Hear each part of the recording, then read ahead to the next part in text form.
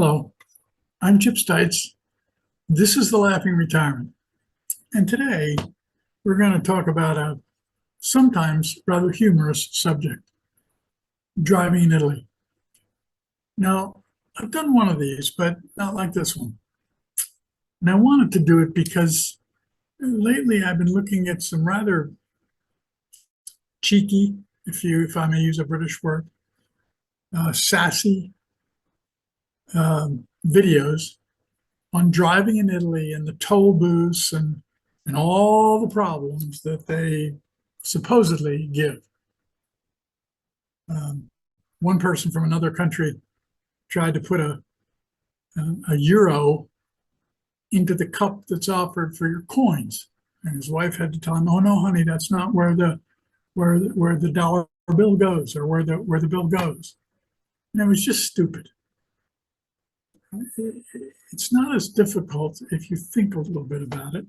And I'm going to give you some hints that will make driving in Italy a lot easier. So let's get started. Driving in Italy is not as difficult as you've been told. It just takes a bit of preparation and a little bit of thought. Now, what are we going to cover today?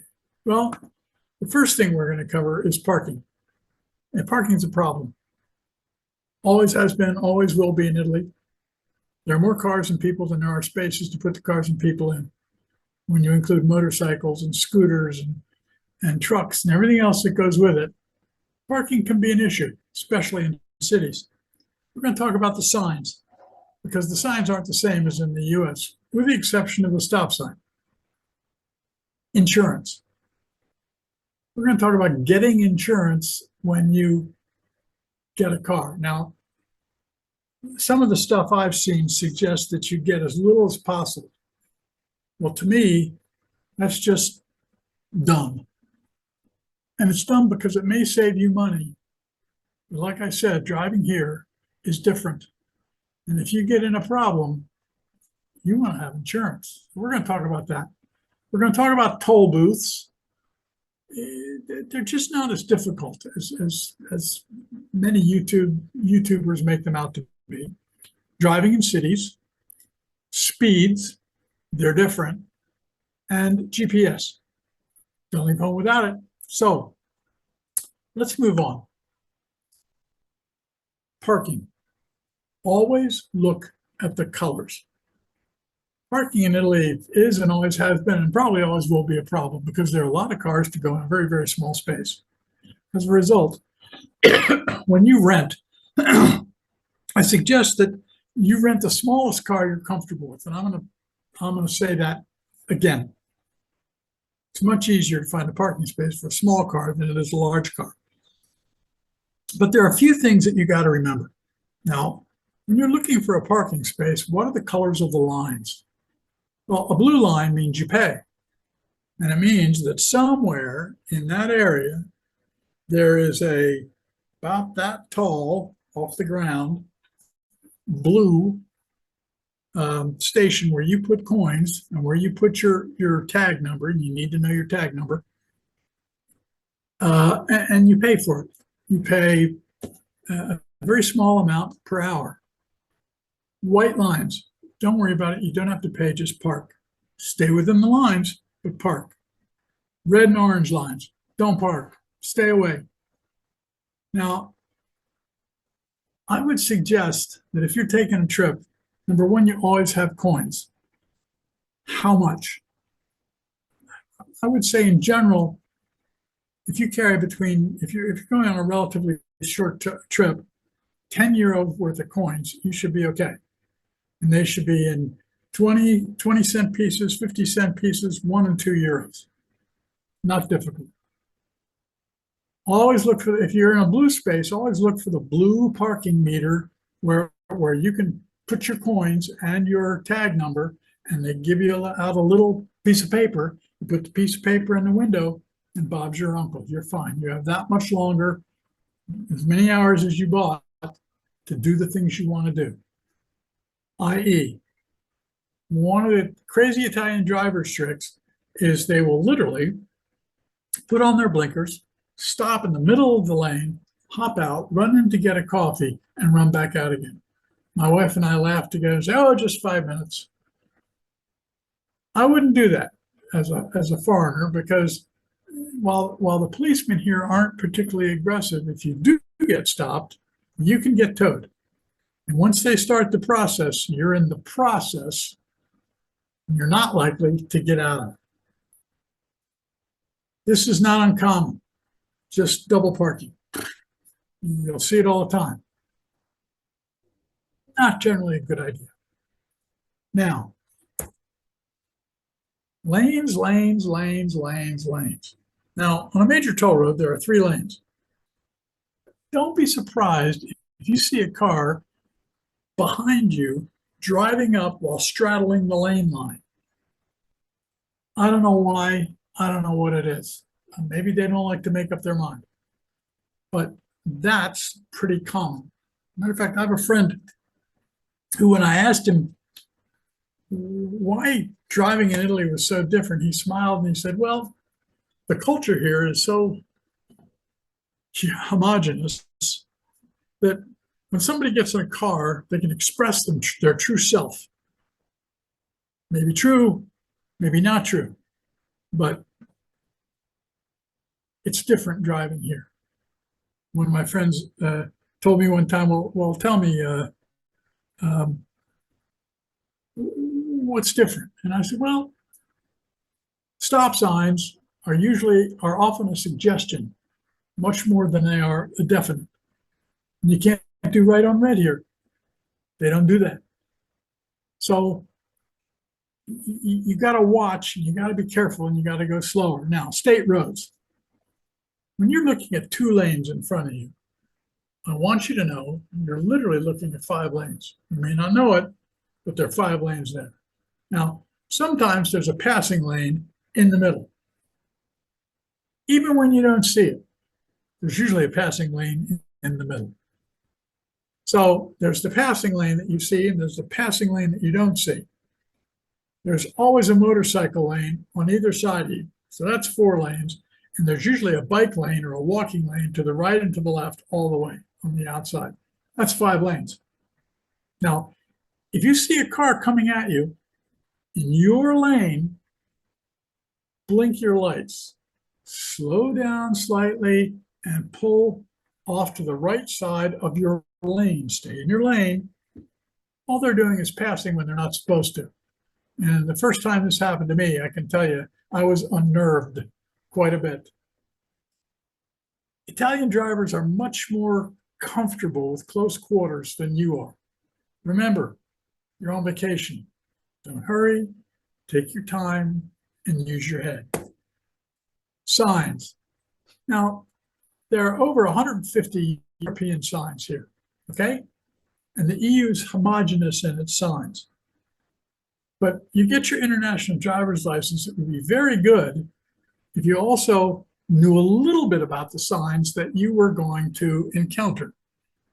So, first of all, there's a triangle sign that is a danger sign. The first one is road narrows. The second one is you're approaching train tracks where there's no barrier. In other words, the only thing that's there is a signal. The barrier's not going to come down. There isn't one. The third one is that you're approaching a high traffic area for foot traffic. Slow down. Now, yellow signs like that, over on the right-hand side, yellow signs are warning signs. Now, that one's a sharp turn. Slow down. When I say sharp here, you can have a 180-degree turn, and you get one of those signs. It will also say tornante, tornado. The squiggly one is hazardous winding road. And the bottom one that says 3 meters on it, 3.9 meters, that tells you that there's a low bridge. You're approaching an overpass. Now, more signs. Sometimes a stop sign's in 2 languages. The language of the country you're in, and it says stop.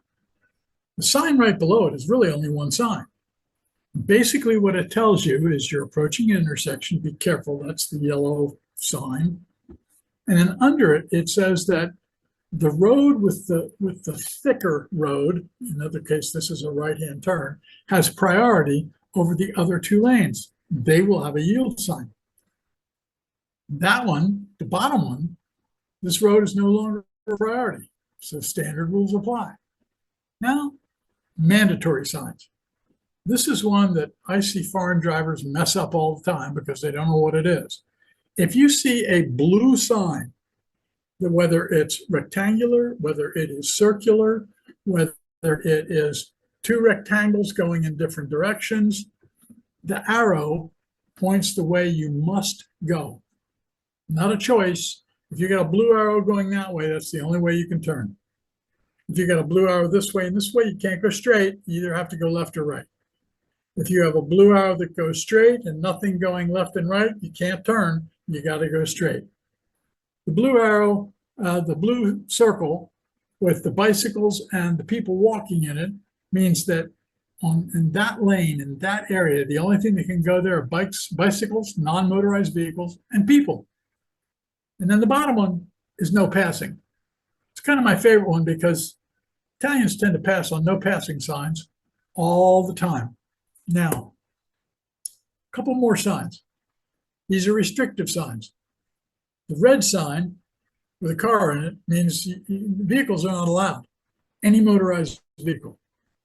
The red circular sign with a white in the middle of it means no entry. It's one way, and it's not one way your way. Now, the blue sign with the red around it and the slash through the middle is no parking. The one with the X in the middle of the red of the blue sign means no parking, no stopping, no standing. You can get a ticket if you do. Now, direction signs. The blue one basically says, where's the nearest entrance to the freeway? The yellow one says, this is a temporary route because another route has been closed. The green one says, there's a circle coming, and here are the directions. This is where each one of the exits go. And the last one, and I've seen quite a few of these, basically says the only way to go left a block in front of you is to make a right here and then go left for the next two turns. Tells you how you have to turn. Italy is full of one-way streets and circles. Now, renting a car. This may seem easy, but a lot of people, when they rent a car, they immediately go to their American Express or whatever and say, do I have coverage on my American Express? I don't need it here. Well, I have American Express, I have Visa, et cetera, et cetera. And they do offer car insurance. But if I rent a car, I get all the insurance they offer me. Why? Because I don't want to deal with American Express, and I don't want to have to deal with the Visa or MasterCard, et cetera, et cetera. One's going to be in English, the other's going to be in Italian. If I have a problem, I want them to take care of it. I don't want to have to deal with it. So when I rent a car, I always buy as much insurance as I can get. Now, if you rent a car and you ask for a specific type of car and you get there and that specific car isn't there, don't be surprised. I've run into this quite a few times. It happens. It's Italy. Make sure that you get a GPS.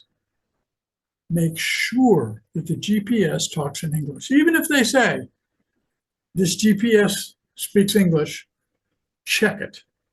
Because they don't always. They usually do, but they don't always. First time I ever rented a car was in Balsamo del Grappa, and I knew exactly what I wanted. I had a GPS that spoke English, et cetera, et cetera. I got there, that car wasn't there, the make of car wasn't there, and the GPS in the car was not a GPS that spoke English. That was my first experience. Fortunately, I spoke a little bit of Italian. Now, if you're traveling in Italy, get the smallest car you're comfortable in, because you are not used to the small spaces that they have. And when you have a big car, if you have a big, wide car, you may find there are some roads you can't get down. Not a good idea. Always, always, always get as much insurance as they will sell you. You may not use it, but if you ever do, it's much easier. And believe me, when I took a 3 or 4 week trip here before we moved here, I used the insurance. As a matter of fact, 8 months later, I got a letter from the insurance company asking me if anybody was hurt in any of my accidents. Well, I didn't hit any animate objects. I didn't hit another car, but it was barriers because I got too big a car. Toll booths. Okay. I've seen a lot of cheeky YouTubers talk about toll booths in Italy and how difficult it is. It's not difficult if you just use your head and take your time and pay attention. Now, if you have 10 to 20 euros in change for a long trip 20, and you always have a 5 or 10 euro note or bill on hand, you're going to be just fine. These are the denominations that the toll booth takes. Don't try to use a card because they're going to talk to you in Italian, and that can get confusing. When you get into the toll booth, the first thing that's going to happen is you're going to see on a screen on the right-hand side, right in front of you, and the toll booth is right there, it's going to tell you how much you owe. You get out that amount of coin, you plop it into the coin thing that flips out, you're done. That's it, finished. It's not difficult. A basket pops out, or you can stick a dollar bill in, or you can stick a $5 note in. And most of the time, I haven't had a problem, you're going to get your change. The biggest problem I ever had was when I ran out of change. I didn't know that I needed a lot of change to go on this trip. And so we really got stuck because all I had was 100 euros. They didn't have change for it, but I paid it and got out of there after a bunch of people honking at me. Not fun. But if I had have known this to begin with, I wouldn't have had a problem, and neither will you. Driving in cities, if you have a choice, don't. It's not the same. Use the public transportation system. Most bus and subways and taxi cabs are absolutely wonderful, or Uber, absolutely wonderful. I have not had a problem with it. If you're walking around with a map, you can usually get somebody to help you. If you must drive slowly, pay attention to the signs, because there's a sign that's a ZTL. And what you'll see is up by the traffic light, you'll see a box with red in front of it, and it'll say ZTL, and below it, it'll say attivata or non attivata. It's activated or it's not activated. If it's activated, you're going to get a ticket if you go in there. And that's the only thing you're going to see. One little sign, ZTL, attiva. How do I know? Because I did it. The tickets here are generally not small. Now, I like Waze as my GPS. It's in multi-languages, but English is one of them. It's not 100% right all the time, but in general, it tells you the traffic and the traffic problems that are right there. When you're driving, even with your GPS on, not all lanes are available to all cars all the time. You will see some lanes are for police, taxi, trolleys, and special people, et cetera, et cetera. If you get in that lane and you cause a problem, you got a bigger problem than you might otherwise have. Circles are used extensively, and the lanes can get jumbled when you're trying to get in and out and around. Just take your time. If you got to go around twice, go around twice. Been there, done that. Big deal. Parking. Use established parking lots. Look for them. Parcheggio is the Italian word. It's generally not expensive. You can generally find enough parcheggios in various places to be able to walk to where you want to go. Always note the parking signs. The police here are not as aggressive as they are in the United States, but they do patrol and they do check. And if you're in a handicap zone or in a payment zone and you don't have the proper ticket in the front window, you're liable to spend a lot more than you might otherwise spend. Speed. Speeding's an Italian hobby. We like to laugh and say a 3-lane road brings out the inner Mario Andretti in everybody. Don't be fooled by the speed. Keep your speed limits.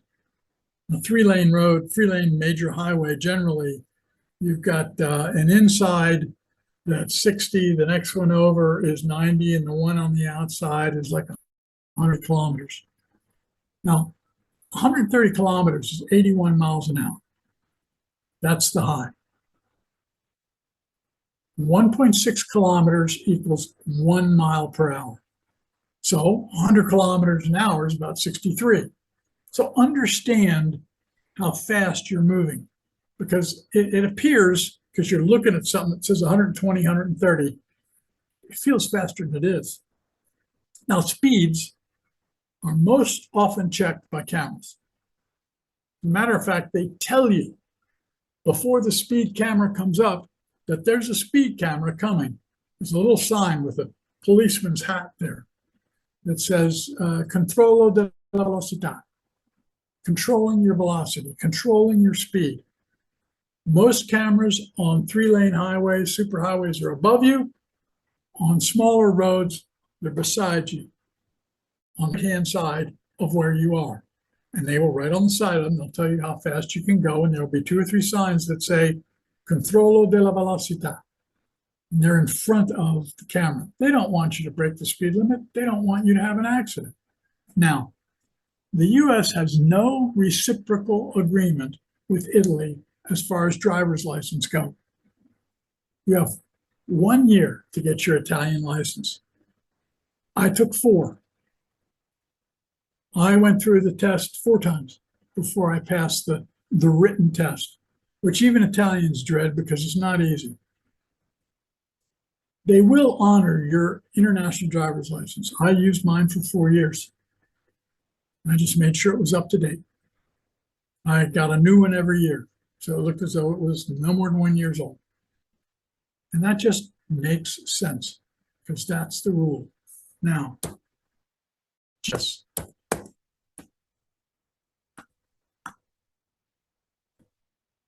don't use a car without it. Maps are tough enough to read, especially while you're trying to drive. I've used TomTom, which to me was terrible. I've used Google Maps, which is not bad, but not always as accurate. Waze is what I found is the best, most current for local and immediate problems, and it's multilingual. I like Waze, and that's what I downloaded into my phone. Not all rentals have GPSs in English. Most will, but some don't. Check before you leave. It's also helpful to have a rudimentary knowledge of Italian directions. When we got here, our first one wasn't in English, but I had a rudimentary knowledge.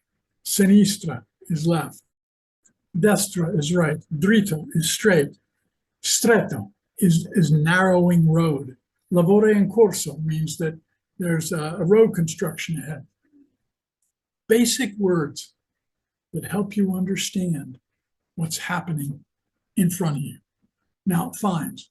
The Italian system is slow, but it gets there. Sometimes I've gotten tickets that were 6, 7 months old. It's a little bit frustrating, but that's it. There's your driving course. Italians are a little bit freer with their driving than we are. They're a little bit less process and precision oriented. Maybe because, as my friend said, they're bringing out their inner selves where they can be themselves in the car. I don't know. But to see somebody driving on the phone or texting on the phone, et cetera, is not unique. Don't be one of those people. Pay attention. Drive. Spend some time getting to know Italian signs and the Italian driver system while you're here. This is Chip Stites. This is the Laughing Retirement. And this has been Driving in Italy. I hope it helps. And I hope it makes your trip a lot easier, a lot simpler, and a lot safer. Thanks. Enjoy.